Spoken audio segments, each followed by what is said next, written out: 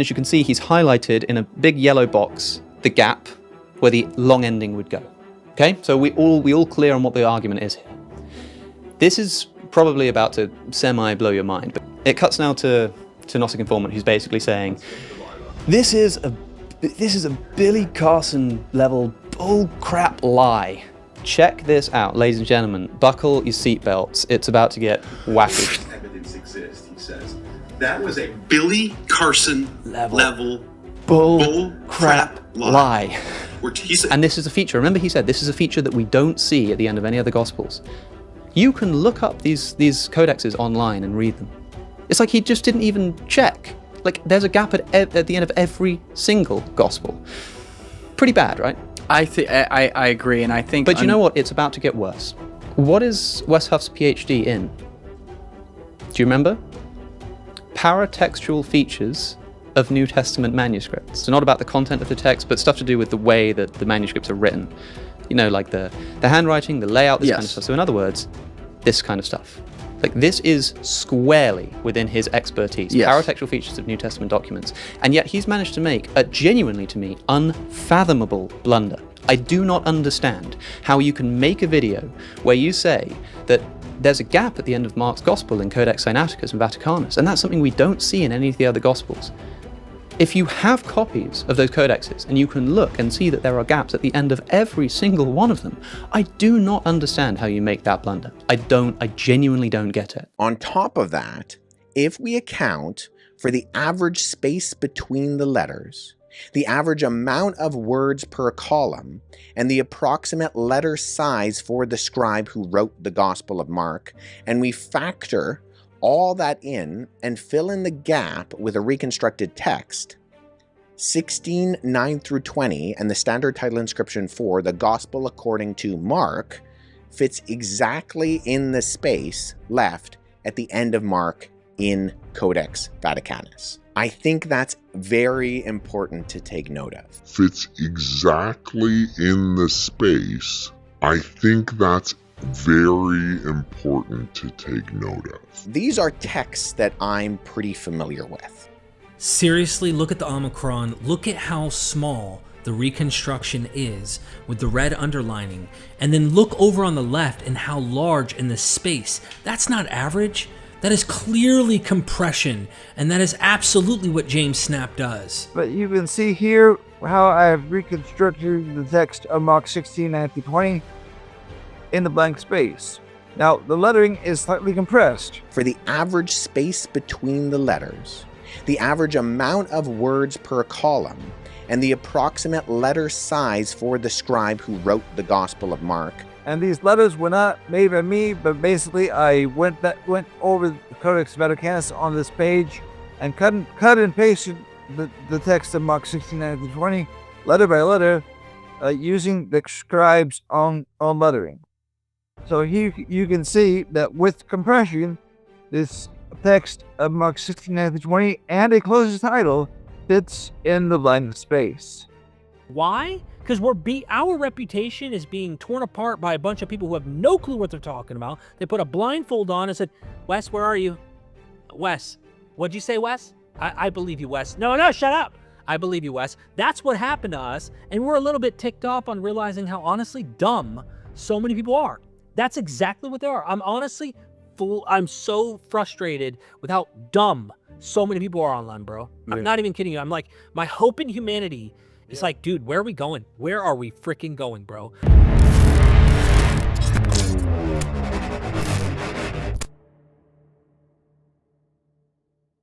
Ladies and gentlemen, Wes Huff just recently dropped a discussion on facsimile after facsimile after facsimile after book after book after book after facsimile, getting ahead of a recent large interview with Alex O'Connor and it's Julian Dory. He has a massive podcast, and someone tipped him off. I'm pretty confident that his reputation on the line. Why? Context. He was so wrong in a video that he did, first throwing punches at Neal. We never did till after he called you dishonest. I didn't know who he was before that. Right. He had 30,000 subs. Yeah. So he hit you, and you just were like, you were on Danny. I already had my check mark in my group, my whatever you call it, Yeah. plaque. Yeah. So he's on Danny Jones. Yeah. He punches up, okay? And then you're like, hold on, who's this guy on my radar? And he's making crap up. So you caught him with the long ending of Mark's stuff. He definitely didn't do a good job articulating what his point was, if this was his point all along in the video that he just did. Right. However, he really goofed up and had to delete the video, never apologized to you. Alex sees this. Because of the Alexandrinus thing, I think. That was the biggest. Putting that on the screen and going, look how big these gaps are. They must have had knowledge of later when it had the long ending in it. Yes. It was like, that was the end of that video. That video was, no matter what happens after that, you messed up so royally. It was cool. It was smart to take it down. It was smart, but here's the thing. Leave that up. No, you're right. Alexandrinus, so those who don't know, is a 5th century document. We're going to cover a little bit more on Stephen's charts. We'll get there. But this is the problem. That codex has the long ending in it, and he circles the space after the long ending's already inserted, which is so obviously ridiculous. And even Alex was pointing it out, like really emphasizing this on Julian Dory's podcast. But in between the time they recorded and the time it got released, Wes quickly uploaded a video kind of reaffirming his stance. Yeah. And all he really does is just shift the goalposts just a tad to the point where now he's in the clear. Now he goes, well, yeah, those other ones have gaps at the end, but it's not the same as this gap right here. Right. And yeah, some of them do have similar gaps to this one, but they're not in the New Testament of this particular manuscript. Yeah. So you literally limits his sample size to 27 books instead of going with the sample size that you should use, which is the same codex. Okay, so we're now jumping in the deep end, right? So first of all, if you don't know Neal Sendlak from Gnostic Informant and my buddy Stephen Nelson from Cross Bible, crossbible.com, start using the Bible at Cross Bible, scratch Bible Hub. This is going to be the place to go, and you're going to see why as we continue to roll out good scholarship and show you why this is the place. Anywho, that being said, recently, he was tipped off, and for reputation's sake, I am interpreting it as for reputational sake. Here I am, a PhD candidate in Canada, wanting to be, the facsimile master and the, what does he call himself? The para, specialist, yeah. Yeah, para specialist. He is a bona fide, or at least he's earning his PhD in the paratextual features of the New Testament. And so he's doing a good job with that. We just want to correct the record on a few things in the recent video. Yes. So we're going to correct the record, but let's all up front just say, amen, Brother Wes. It is a forgery. And we're thankful that you recognize that and admit and confess that, yeah, hey, Christians, if you think verse 9 through 20 of Mark 16 was original, think again, okay? Now, the real question in the scandal becomes, what else in the New Testament is forgery other than the adulterous woman potentially? I know that you're willing to go somewhere, but can you follow us into the pseudepigraphic letters of Paul, or can you do some of the, okay, so we have some territories they're not willing to go into because it breaks the conservative Christian position. Okay, what does Wes do in this video? He admits that it's not original. But it sounds like he's wrestling with this, but it's an early forgery. Something's going on. We talked to Richard Carrier. Richard Carrier was like, dude, it sounds like his Christian constituency was like, you better go out there and at least make us look good. And I'm like, you don't understand the background, Dr. Carrier. There's more behind the scenes about what happened with Neal and why he made this video. Because it seemed like, what is the point of this video other than, here's my real position. Don't listen to this video that Derek and Neal did on me. Okay. Right, but it was also very, very, very sneaky little move to go. And this is a feature that doesn't exist in anywhere else in the New Testament. So we need and to it was talk about like that part right there really bothered me the most in this whole video, because it was him sneakily saying, if I create my own sample size, then my argument works. Yeah. Yeah. And it's like, that's not how you should know the methodology by now. You should know that you shouldn't be dividing up text based on making certain look different than the new. Right. So technically, just so you understand what Neal's trying to say is this.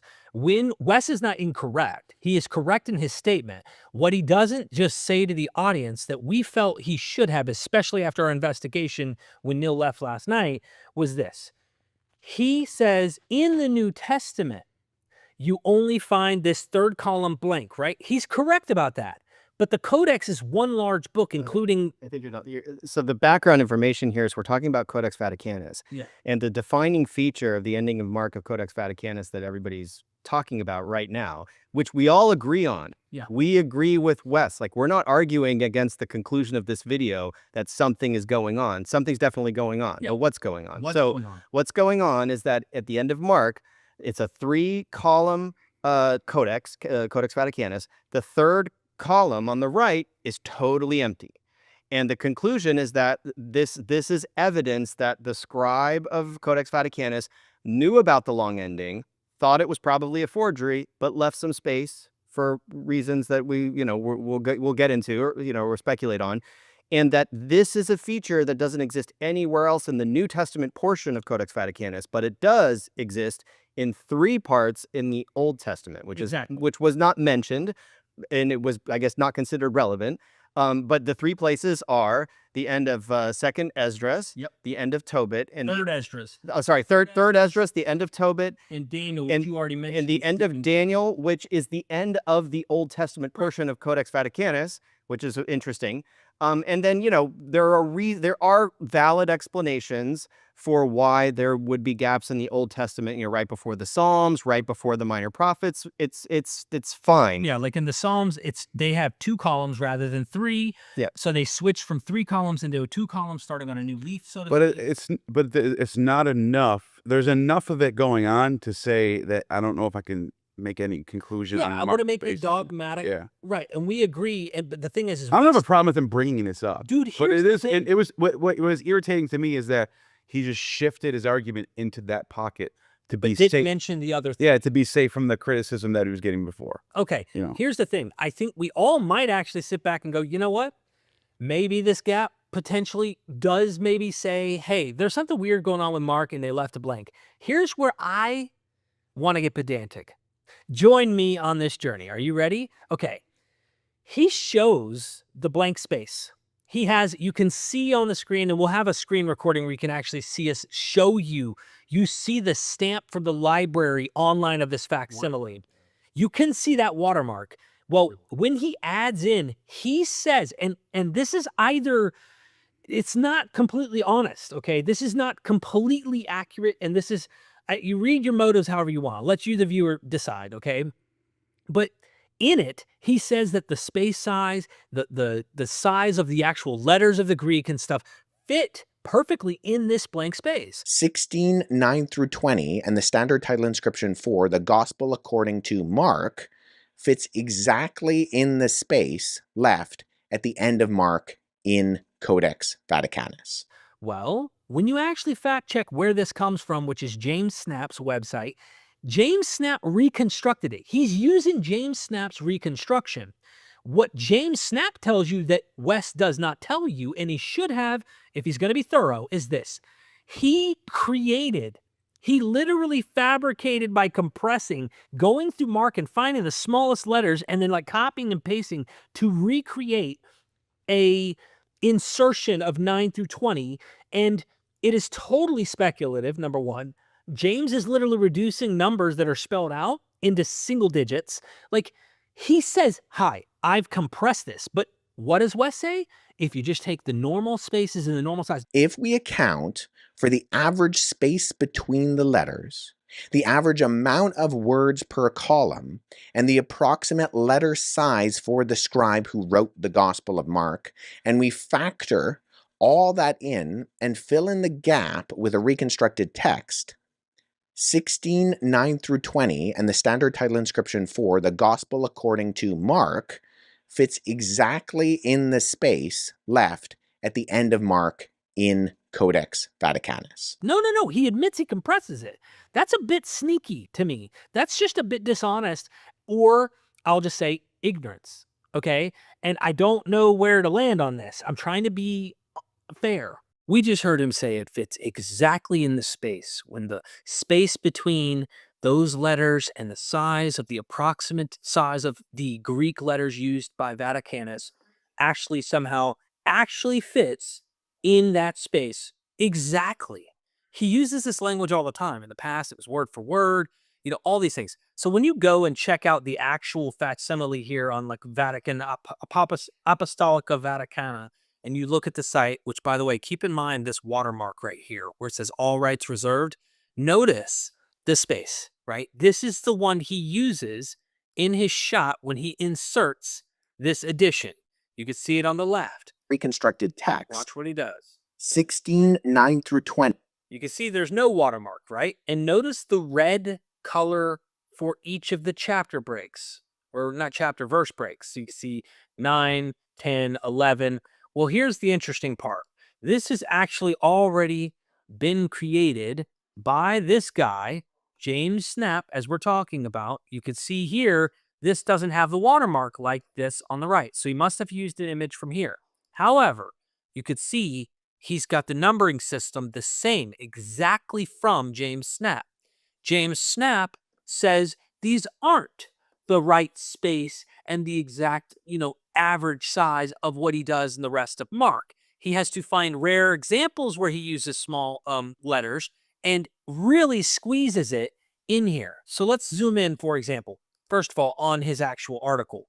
So you can see that what Wes should have done, if he was to be careful, is to point out what Snapp is doing.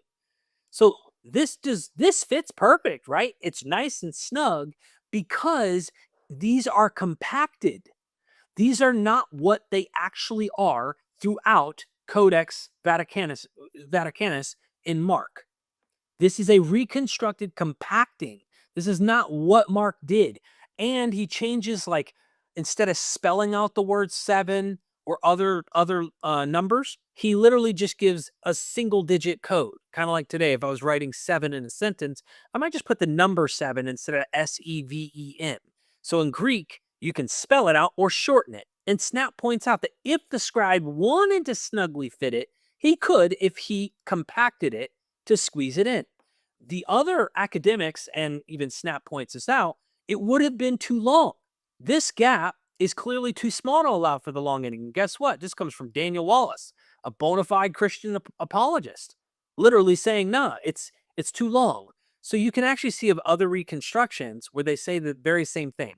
They say that based on actually measuring it on the rest of what he does on this page on the left, right, in the center column, if you measure the rest of this empty space using the same measurements of the Greek here, it would be 67 letters, 67 Greek letters too long.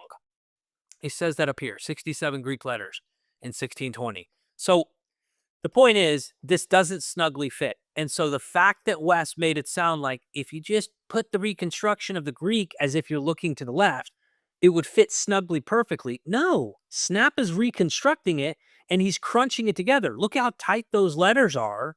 And you can compare things like the Omicron and Alpha and stuff like that and seeing the spaces on the left versus what he's doing on purpose to make it fit. But you can make anything fit. You could probably find a way, if you scrunched all the Greek letters on this entire page into that one section, if you squeeze them tight enough. I'm just being funny, of course. So I want you to see that when he makes that statement, if we account for the average space between the letters, the average amount of words per column, and the approximate letter size for the scribe who wrote the Gospel of Mark, and we factor all that in and fill in the gap with a reconstructed text, 16:9 through 20, and the standard title inscription for the Gospel according to Mark fits exactly in the space left at the end of Mark in Codex Vaticanus. I think that's very important to take note of. That's based on Snapp, and Snapp is reconstructing it by compressing. That is not an accurate measurement of what the Greek words are around.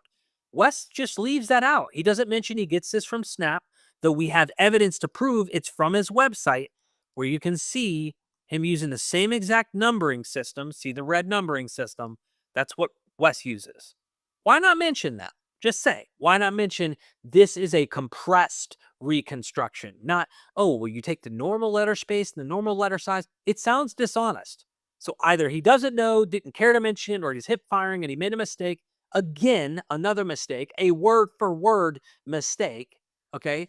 or he's just being dishonest. And I'm trying not to give him those labels. I'm literally trying to give him the benefit of the doubt. So I hope everybody takes a good look at this. You can go check this for yourself. It took us 10, 15 minutes to discover this. But of course, we've chewed on this since last night, done a lot more research since then. And yeah, come on, do better, in my opinion. And you know this. Me and you, Steven, last night I was a little bit hyped, and I'm like, okay, hold on. Let me chill out. Maybe he really did make a mistake. But he should say who he got this image from.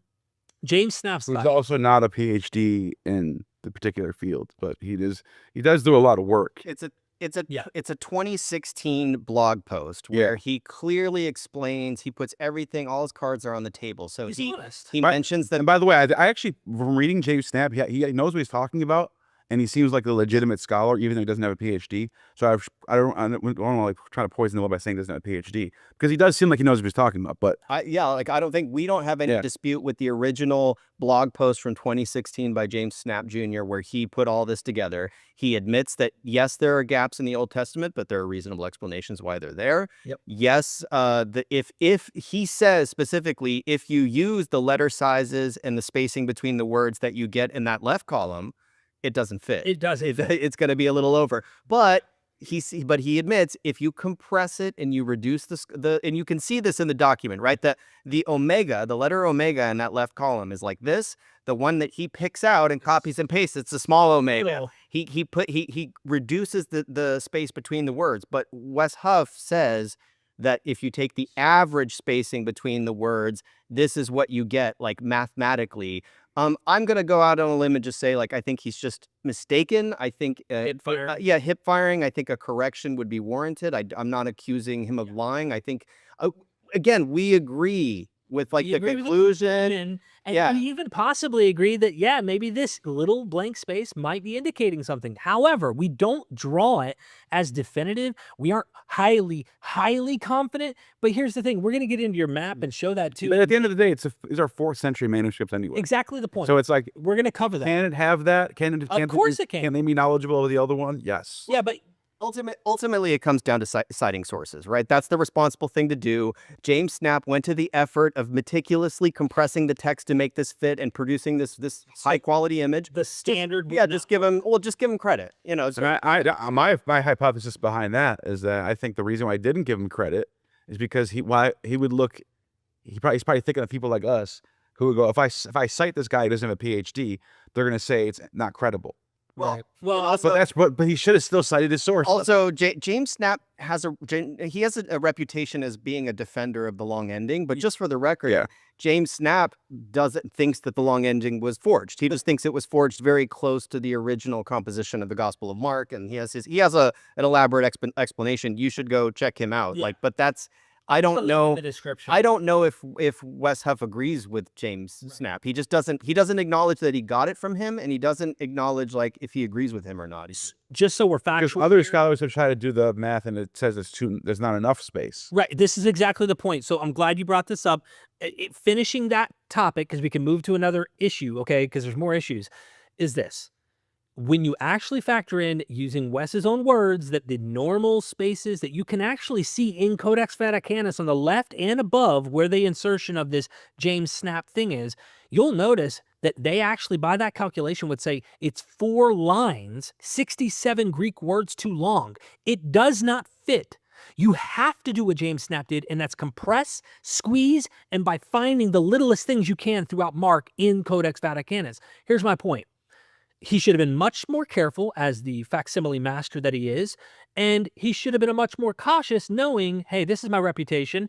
I won't apologize publicly about what I did to Neal, but I'll do it for a Joe Rogan podcast to get everyone off my back. I have 500,000 Christians cheering for the Heracles of Christ, which is him, the new Messiah, as Alex O'Connor calls him.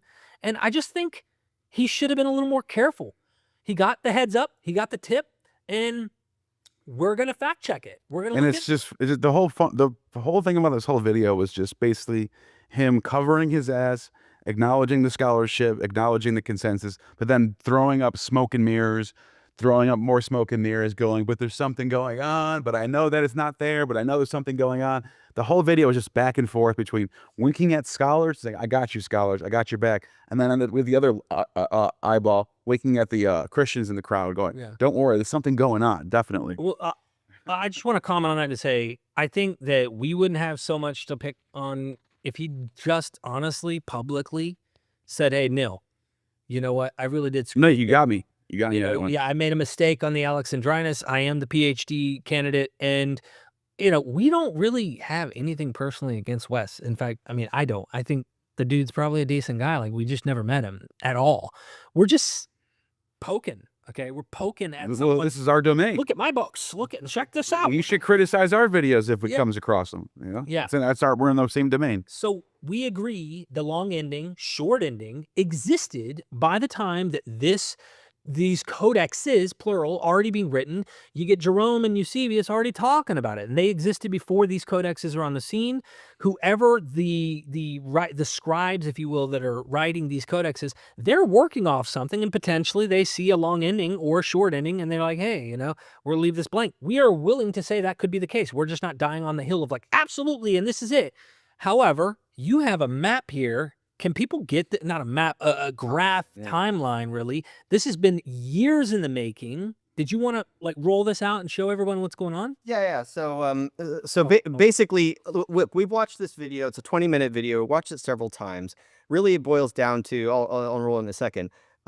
What is the thesis of this video? The thesis of this video is that something is going on. If you play a drinking game with this video, take a shot every time Wes Huff says something's going on. We know something's going on. And what's going on, just so it's clear, the thesis, is that the scribes in the 4th century know that there are multiple versions of the ending of the Gospel of Mark. Right. The middle column, by the way, in that empty space in the beginning could probably even fit the short ending, right? Yeah. So there's a short ending, there's a long ending, and there are lots of variations on it. So if you look at the timeline of the Bible on crossbible.com, just go to crossbible, look for the timeline. It's a crossbible.com/timeline. Get you one of these. You can find a digital version of this, and you can also order a poster. So this is an example of the poster. So what we see here is basically the default, what you're going to find from the 1st century when the New Testament was composed, over into the 3rd century when we have our earliest papyrus evidence, right? And then into the 4th and 5th centuries and 6th centuries when we get our first unsealed texts, right? Actual codices of the Bible written in uppercase letters. You get already pretty early on a big variety in the ending of Mark, right? So what we have here is we have no ending, right? In Codex Sinaiticus and Codex Vaticanus, right? Our earliest, considered to be most reliable 4th century codices that really changed the whole landscape of Bible publishing, right? Like once these started to pop onto the scene, in scholarship, in 19th century and 20th century scholarship, basically all of our modern Bibles follow these codices, but they also follow Codex Alexandrinus to some degree, which has the long ending, right? So basically, we know for a fact our earliest evidence for the long ending is the 5th century. So it's not improbable. Yeah, it's not improbable that in the 4th century there are scribes aware of the existence of this long ending, because we know it existed at least by the 5th century. We also have it here. We also have it here in Latin. So plenty of evidence in the 5th century of the long ending. Of course, it was floating around in the 4th century. Probably the short ending was also floating around, but it's not just these 2 Greek manuscripts that are lacking the ending completely, right? Those are the earliest Greek unseals that we have, but we also have, this is the Syriac Sinaiticus. So, and we have in Syriac a copy missing the long ending, missing the ending completely. And we have no ending in Codex Bobiensis, which is a Latin manuscript, which is probably the 4th or the 5th century. So it's not just those 2 Greek witnesses. And then, of course, we have Codex Washingtonianus has the long ending plus, so it has some additions to the long ending, and that's probably 4th or 5th century. We got this codex long ending, and basically this entire group is going to be long ending, right? So the vast majority of manuscripts have the long ending, but the vast majority of manuscripts are pretty late in the Byzantine textual tradition. And then we have short ending, right? This is like 5th century, 6th century. And over 100 Armenian manuscripts with no ending, right? Shout out to Ruslan. Armenian manuscripts and Georgian manuscripts. So it's not just that we have 2 witnesses for no ending and that all the rest are long ending. It's all over the map, really. So the idea that the scribe cut off Mark at what they believed was the original ending, which is 16:8, but left room in case, for whatever reason, for the long ending to be squeezed in, and it would have had to be squeezed in. And if they eyeballed it, maybe they thought it would fit. We can't really speculate on what their motivations were. We can't know, is your point. And maybe they did, and we have no problem with that. But making that assumption, and it feels like, again, like what if? Like there's this weird, what's the point of this video at the end of the day? Then he goes into Sinaiticus, and he talks about the weird symbols, and one's 6 centimeters, and then the others are 2 centimeters and stuff. It's like, Yeah, at that point, I was checked out. yeah, it's And like, we're just looking for something to go, this one has a different thing going on. Like, yeah, this one has a different feeling, so therefore we should just be aware something's going on. yeah. Like it's just I was so mentally checked out when he's comparing how they have their X's and stuff. I'm like, I'm out. And then now we need to Lost talk me. about Gar. Okay, this is important. So he just confidently states, as if he's like an expert in Greek, the sentence ends in the word gar, which is the Greek word for 4. That's very strange, and of course, yeah, that's very true. And it was like, no, it's not. Actually, we've seen multiple examples of passages or even full books ending with the word gar, because in Greek, word order doesn't matter like in English. In English, you wouldn't end with the word 4, but in Greek, you could end with the word gar because the word order doesn't necessarily mean anything. But if I'm not mistaken, he's right that statistically, it's not. We don't find that many examples in the long grand scheme of Greek. However, grammatically, there's nothing wrong with ending on the word gar. Yeah, so the example he gives is that you wouldn't end an English sentence with the word 4. And one of the arguments that is discussed is that the gospel in Greek ends with the conjunction gar, which in English we translate as 4. Now, it has often been thought that this is unlikely that a book would end with the word 4. It just is awkward grammatically, and that's true. Like, you wouldn't end a sentence in English with the word 4, and you also, although word order is less important in Greek, it's still kind of messy to end with the word gar in Greek. That's true. That would be a violation of English grammar. However, the word gar, it means 4. It means because it is explaining what was previously stated, right? It is called post-positive. So you never begin a sentence with gar. That's against the rules, right? So it's not like therefore. Yeah, you give the first word, like a definite article, and then you put gar after that, right? So that's what post-positive means. Now, what he is saying is something that's been said in scholarship for a long time, that it is exceedingly rare to end a sentence with gar because gar is all over the place. It's such a common word, and it usually doesn't end sentences. And it especially is very rare to end narratives, right? You don't end a book with God most of the time. But we have some examples of that. But yeah, so we have examples of basically ending, and we'll show these on screen because I screenshot all of these. We have examples. First of all, the example that Wes Huff gives is Plato's Republic. Which immediately contradicts what he says, because if Plato's Republic has it, that's Attic Greek. You know that's already the best Greek you're going to get. Yeah. So if Plato can get away with it, everybody has Mark Plato. can get away with it. Yeah, Mark can totally get away with it. That would mean the long-standing scholarly idea that gar, all that shouldn't end that way, that's just a misnomer. You should not make that claim as an academic. So if he's regurgitating what other academics have been saying, stop listening to those academics who are saying that when Plato himself, the chief dude that Christians looked up to and found ways to make into a Christian, because they're philosophically inspired by him. Yeah, it's a misconception. So basically, you have a sentence ending in gar in Plato's Republic, book 1, line 350. You have also Plato's Protagoras, 328d. We have Plotinus's Ennead, book 5, 525. We have Musonius Rufus's Dissertation 12. And we have Lucian's Courtesan Dialogue, section 6. The great emphasizer. Yeah, so so really high-level Greek authors are ending sentences, ending sections with gar. The whole idea that Mark is writing gutter Greek, that Mark's Greek is bad, that Mark's Greek is awkward, and he begins a lot of sentences with Kai. That's a very popular. I think it's a myth. I'm not really convinced about it because I think he could be intentionally writing that way. It's not necessarily that he is incapable of writing Atticizing higher level. You get that type of using the word Kai to begin the sentence. He's find that in the Septuagint a lot. Yeah, So he might be trying to sound like a Septuagint author. I think it might be deliberate. I wouldn't split hairs over it. I wouldn't stake my reputation over it. But I'm not a scholar, so I leave that to scholars. I just think the whole idea that no, it couldn't be end in God. James Snapp Jr.'s theory is that it ends in God because the original author got interrupted. Yeah. And he thinks that the long ending was forged by somebody else shortly after he composed it. So that is his position as far as I'm aware. It seemed like Stephen Boyce's position somewhat was like that too. That They add so many steps to get to their, they do the exact opposite of good methodology. Like they add narratives. Well, he must have been in the middle of writing, and then the earthquake happened, and then he fell from a Neal, tell us why you think Wes Huff actually originally responded to you. Well, I think the video. This is what I personally. This is just he asked me out of the blue, so I don't really know.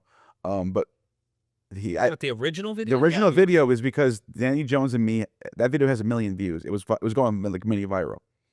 And it was getting a lot of attention on Instagram for some reason. All the little clips that Denny made, that was one of the clips. So he just wanted to jump on the bandwagon of people doing commentary videos against me. If I could add to that, he does say so himself. It seems he's very irritated by Neal's insisting the idea that Jesus did not rise physically from the grave, right? Yeah. So he. Oh, that's what you're getting at. The theological reason? Yeah. Theological, but that's also the reason I think these long endings keep popping up is there is this. Yeah. No, that's right. He wanted to establish that what I'm saying about the oldest gospel not telling that there's a physical resurrection is wrong, and that there was a physical resurrection, blah, blah, blah, blah. Yes. And now, just so that we weave that in and make that clear, you're not saying that the body did raise according to the text. You're saying there are no post-resurrection appearances. That's it. There is no accounts of what happened, what kind of actual body Jesus had. My whole point to Danny Jones was to say that the first time somebody sat down and wrote a story about Jesus, the gospel, the first gospel, Mark. In that first original story, we do not get any narrative about Jesus returning and being touched physically. Right. Okay. That was my whole point. That was your point. So for the record, the actual ending of Mark 16 that we can reliably reconstruct in the critical text, I'm going to read it from crossbible.com in the NASB. It's the young man says to them, "Do not be amazed. You are looking for Jesus the Nazarene, who has been crucified. He has risen. He is not here. See, here is the place where they laid him. But go and tell his disciples and Peter, he is going ahead of you to Galilee. There you will see him, just as he told you." And they went out and fled the tomb, for trembling and astonishment had gripped them, and they said nothing to no one, for they were afraid. Efovundogar. End. Period. Right. And that was my big point to Danny, was like, this is the first time the story is being told, and there's no idea of them touching Jesus's body. We don't know what his physical body looks like anymore. We never see it. That's it. Based on Mark alone, you cannot. This is what I think apologists do again with what we're talking about with Vaticanus. What we're talking about. So you're telling me there's a chance, okay? Right. And in the text, the angel says that where he said he was going to meet you, go there. But what is so crazy about what he's asking me though is that now that I think about why you're asking me this, his original video is completely void now. He's no longer making the same argument anymore. Yeah. He's gone from saying, well, no, there really is a physical idea, here's why, to now being like, yeah, he's right, but there's also a bunch of the smoke and mirrors. Well, again, I just think that what Christians do is they see Matthew, they see Luke, they see John, and they look at Mark and go, we don't need to worry about the fact that Mark is so scandalous. And me, because I don't have the dogma or creed that I must. Because we live in a time where everyone presupposes these gospels are all unified. They're not. Exactly. They're univocal. And for me, in my mind, I'm going, I'm willing and capable of asking questions that will get you kicked out of church and go, what if? What if? Because here's the thing. I think we all would agree that his body's out of the grave now, if we get into the physical thing. But Paul says flesh and blood will not inherit the kingdom of God. So whatever body he has, even if the physical one is gone, it now is something different than just flesh and blood. Yeah. It has to be more than just purely, it's just flesh and blood. It's immortalized, whatever the hell that means, or whatever the heaven that really means. But we would agree that the Corinthian Creed and Paul's accounts of the appearances of Jesus, this all predates Mark, right? And Mark's aware of it. Well, Nina lies. He's starting to. Okay, but I mean, but at least that's our position currently. Currently, I still hold that position. Yeah. So it's easy to. Yeah. So the whole Wes Huff thing from day one, he poked at you to defend his faith. He didn't like what you said on Danny Jones at 30,000 subs.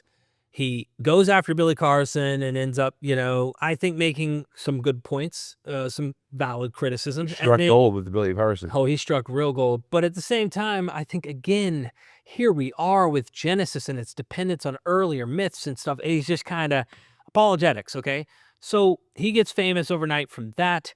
He deletes the video he did with you.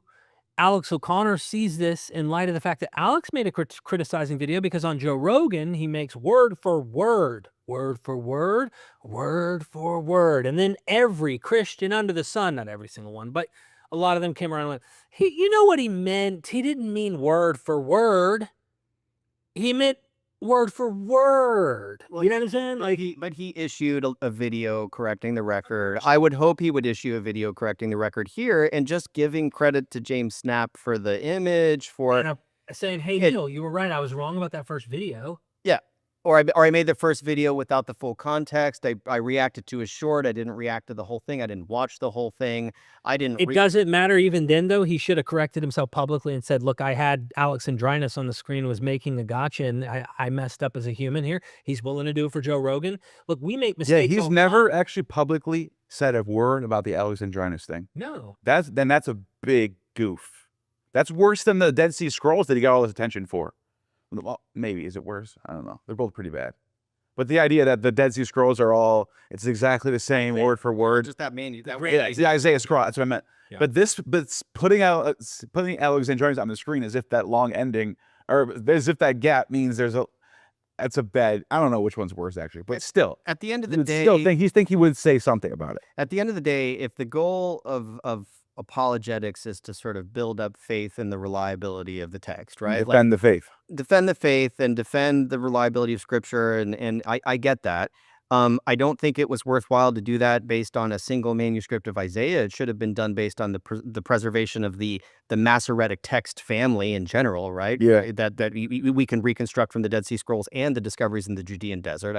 I think there were better arguments to reach for that, and also the whole idea about engaging in apologetics to resuscitate the longer ending of Mark, it doesn't need it. Like, you don't need that.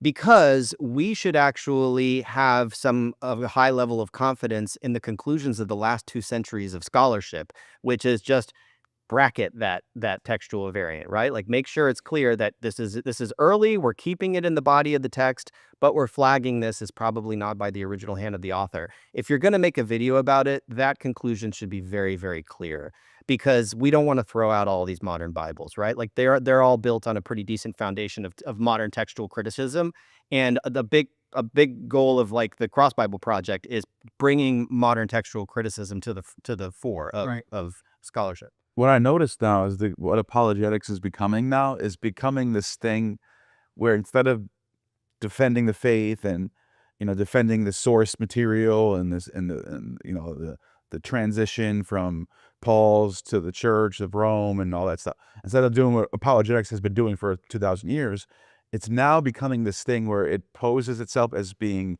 academically sound, following scholarship, following science, being like, okay, we believe in evolution now. We don't think the world was 6,000 years old, stuff like that. And then, but what it does is, and then it takes creative license in the gaps where things aren't settled yet. So it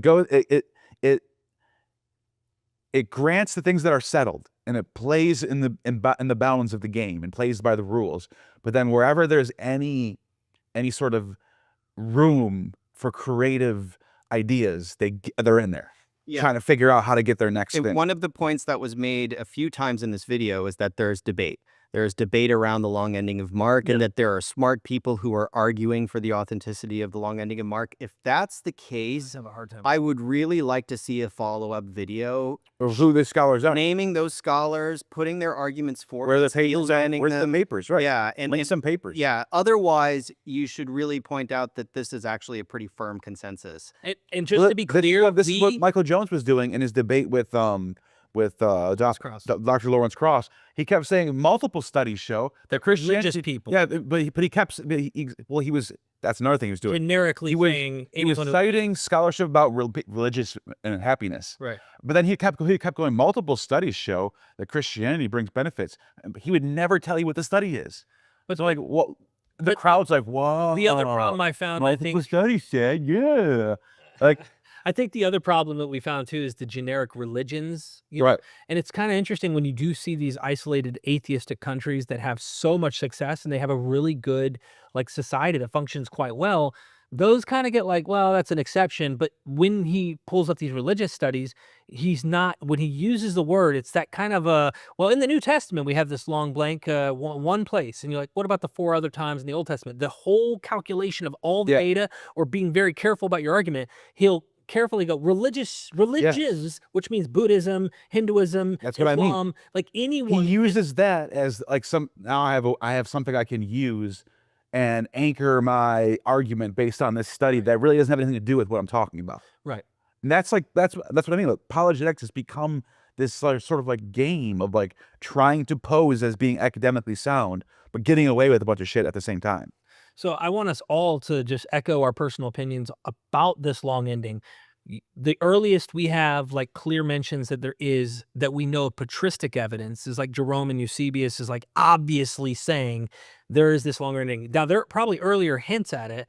So we're willing to say it could be in the 2nd century somewhere that they added this in because they saw a problem very early on. We just aren't dying on the hill pretending it's being quoted by this guy and it's quoted by that guy when it doesn't seem like it's a quote. We're very cautious about that. Yeah, I don't think Justin Martyr was based on even what Snapp provided, that Justin Martyr is not aware of it. But I think it's possible after Justin Martyr in late 2nd, early 3rd century, people could be starting to become aware of it. It's somewhere probably in the late 2nd, middle to late 2nd being added. But when they presented the Justin Martyr argument, that what does he say again? He said. There's something in Justin Martyr where it says like meet the Commission. It sounded like he was quoting from Acts, I think. But Luke Acts, and then but they were like, oh, this is the long ending, and it was the long ending. Right. They were just trying to say it was. Yeah, but it sounded similar. Bruce Metzger's textual commentary points out Clement of Alexandria and Origen show no knowledge of the existence of these verses. The longer ending. Let's turn to the 3rd century. Yeah. Further back into 3rd century. Furthermore, Eusebius and Jerome attest to that the passage was absent from all Greek copies of Mark known to them. So we're talking late 3rd, 4th century. So yeah, and it wouldn't shock me though if it was like already being produced. It just wasn't significant. It just wasn't big yet, right? Yeah. But notice we're being very cautious. We're not trying to like, hey guys, right there out of the 2nd century. And by the way, I'm not going to name names, but a friend called me today, and they were pointing out like, hey man, we're trying to point out that like we think there's a lot of this kind of stuff that happens throughout the New Testament, and I don't know if Wes realizes it, but the arguments of trying to go as early as you can with a forgery, you're really opening the door to allowing other forgeries to be very early on. And hey, more credit, because we do think there's a lot of additions and tweaks going on in the New Testament. So if again, the question I would leave for anyone is, if you can tell that they're willing to forge and add to a gospel, and they are, what else are they adding? What else is being forged very early on? What else are they early on? Since we want to die on this hill of making this an early thing, what else is there? And I guarantee you there's more.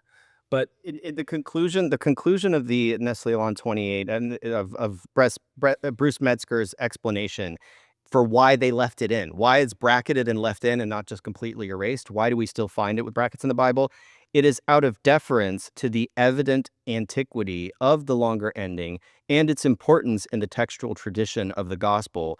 The committee decided to include verses 9 through 20 as part of the text, but to include them in brackets. So, square brackets to indicate that they are the work of an author other than the evangelist. So it's there. It's there because it's very, very ancient church tradition, not because it's original. And Wes Huff says, I do not believe that this is inspired scripture. We're in agreement. We're in agreement, but I don't think any of it's inspired, okay? But nonetheless, as far as it being original, it wasn't there. I want to make one last comment that Alex O'Connor brought up on Julian Dory's podcast. When me and Neal did our critique,